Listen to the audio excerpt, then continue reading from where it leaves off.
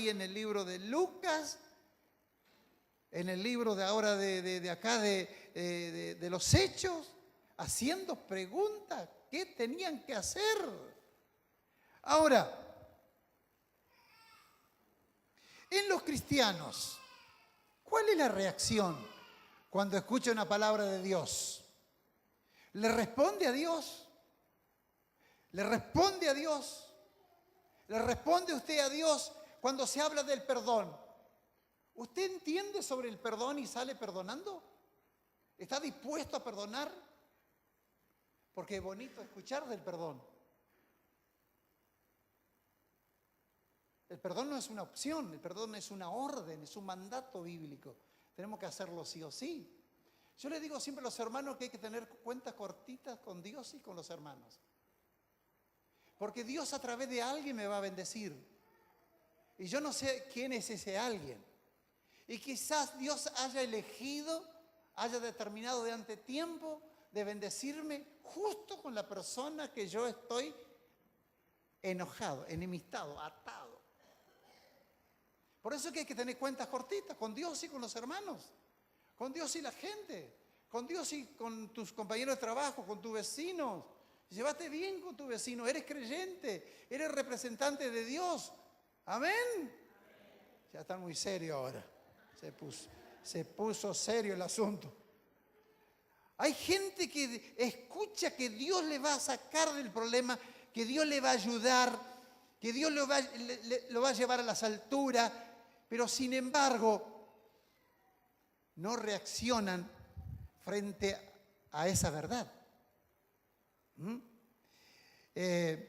Escucho allí en el capítulo 3, anótelo si quiere, capítulo 3 de Habacuc, capítulo 3, versículo 2 al 19, allí usted va a ver que Habacuc dice ahí la palabra, haber temido cuando empezó a oír la palabra de Dios. Interesante lo que decía Milton Pope. Milton Pope fue el director de donde yo estudié, el Seminario de Fe. Decía él, la iglesia cristiana está como si fuera una almohada seca. Escucha la palabra y no reacciona. Carlos Anacondia dice, y todavía lo dice ahora, dice él, cuando empecé mis campañas y tantos milagros y maravillas y prodigios de parte de Dios, todo el mundo lloraba, todo el mundo compungido por lo que estaba pasando. Abajo en la plataforma, los sugieres, consejeros, los que estaban en la carpa de liberación, pastores, toda la gente que ayudaba, los serenos, todos lloraban por la cantidad de gente que venía y los milagros y la maravilla que Dios hacía. Han pasado los años, dice Carlos, Dios sigue haciendo lo mismo, la gente corre para buscar respuesta en Cristo, pero ya no lloran los sugieres, ya no lloran los consejeros, ya no lloran los pastores, ya no lloran los de Carpa Liberación, nadie llora. ¿Qué ha pasado? ¿Qué ha ocurrido? Es la pregunta de Carlos.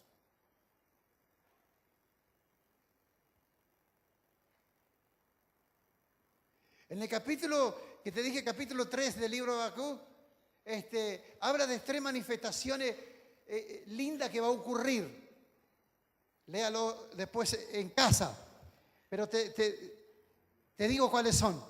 Habla de la manifestación de la presencia de Dios, manifestación de la gloria de Dios y manifestación del poder de Dios. ¡Qué tremendo! Primero, si quiere enumerar así, gloria de Dios, presencia de Dios y poder de Dios. ¿Para qué van a ocurrir esas cosas? ¿Para qué? Para que haya una preparación en el pueblo para la segunda venida de Jesucristo. ¿Cómo está hoy usted? Si hoy muriera, ¿está seguro que va al cielo? No se me ponga serio.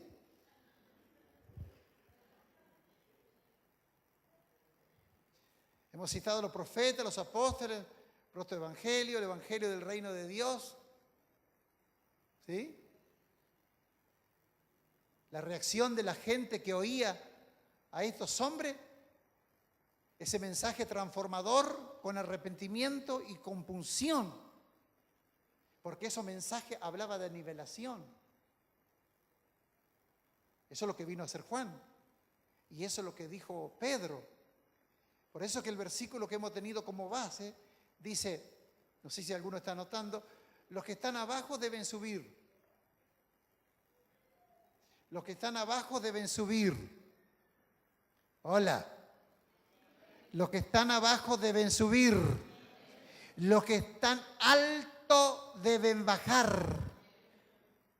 Hay gente que tiene mal alto concepto de sí que el que debe tener. Y se creen superior a todos. Por eso es que se baje un poquito.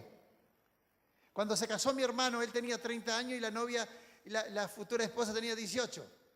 Yo le dije, mira, vos te vas a casar con esta chica, y era hijo de un pastor, caprichosa la muchachita, se quería casar.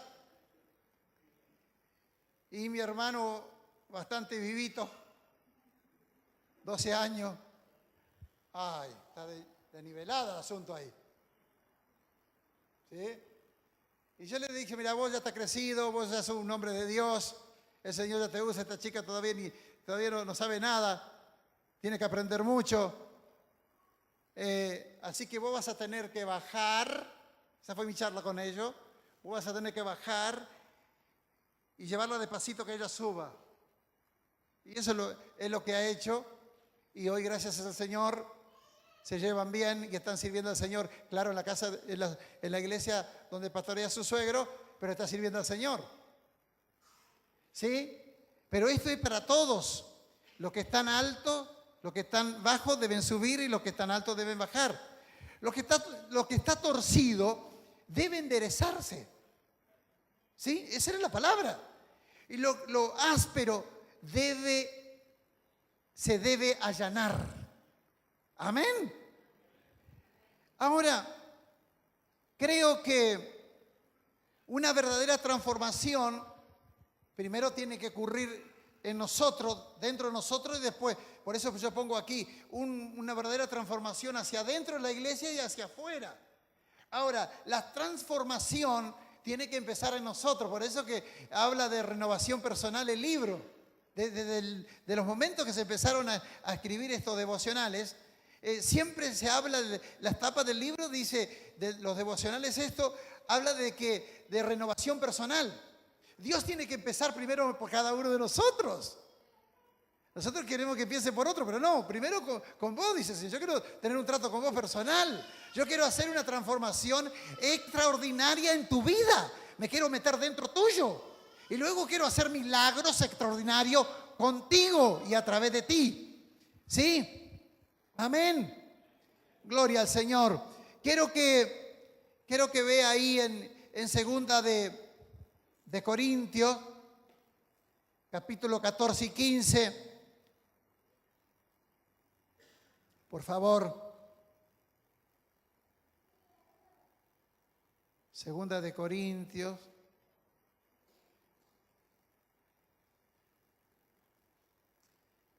Capítulo 8, versículo 14 y 15.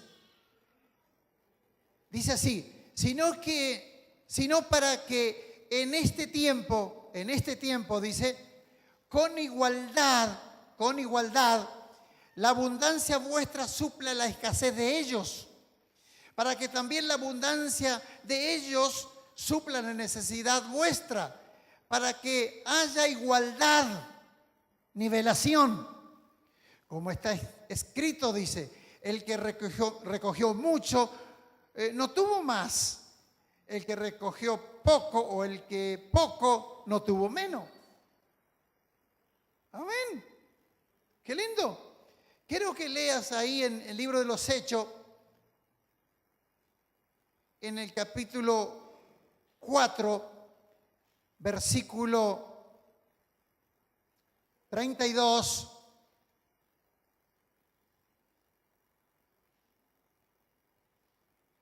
Luego vamos a leer el 34 y el 35.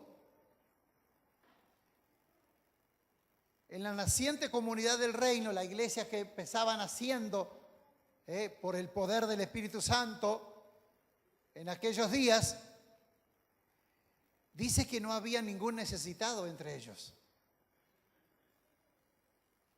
Esa debe ser nuestra preocupación.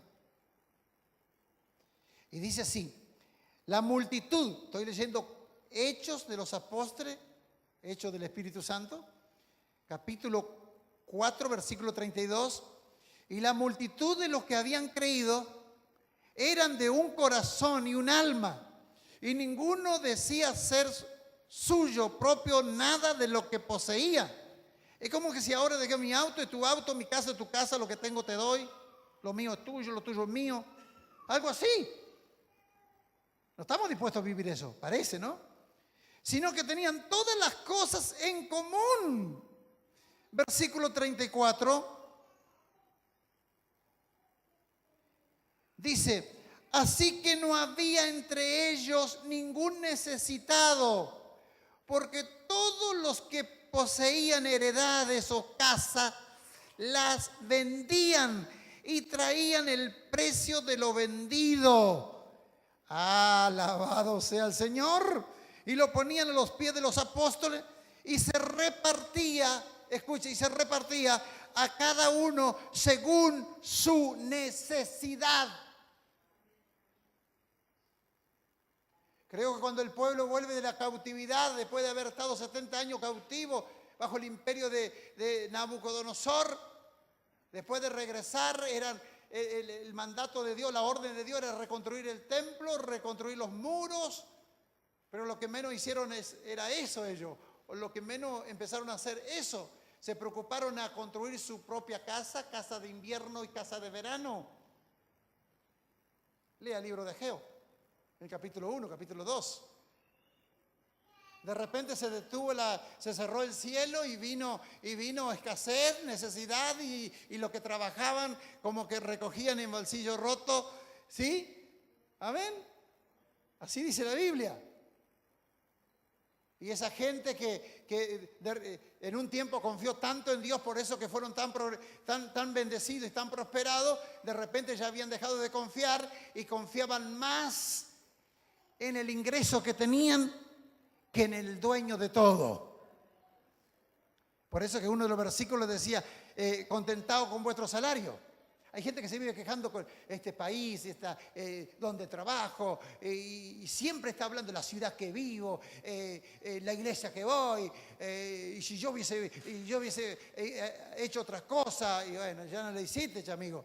Y si está hablando siempre del barrio que vivo y cuándo voy a vivir. Mirá, te voy a decir una cosa.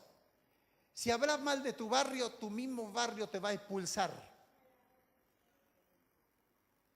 Si hablas de esta ciudad, hablas mal de esta ciudad, la misma ciudad te va a empujar.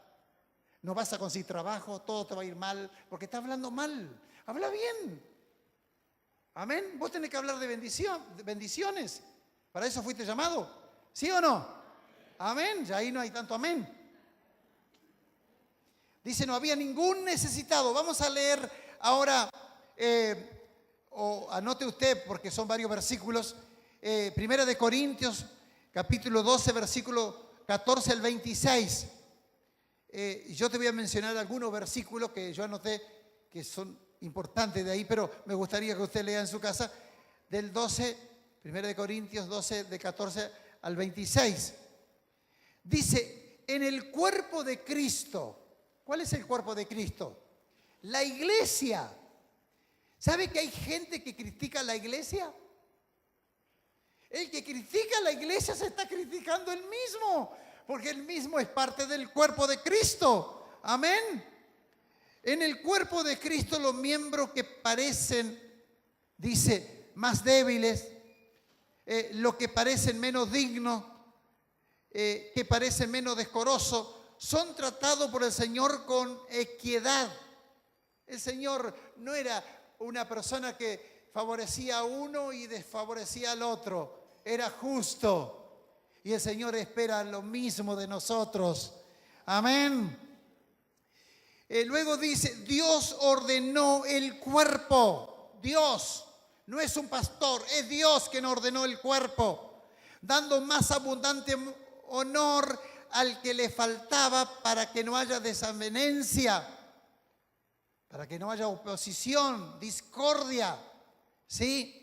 O contrariedad, eso significa, en el cuerpo, sino que todos se preocupen los unos de los otros.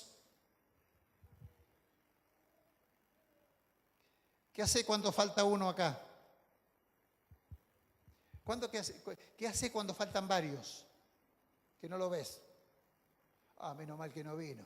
Fue la off. Usted no lo conoce. Oh, gracias a Dios que no vino. Es parte del cuerpo, ¿eh? Debería velar. Los espirituales deben soportar a los débiles. Los que se quieren más fuertes, tener consideraciones con los débiles. En el cuerpo no hay ningún perfecto. Todos son perfectibles. No hay ningún perfecto, pero todos pueden ser perfectibles. Son perfectibles, porque vamos todos al camino a la perfección. ¿Está de acuerdo? Amén.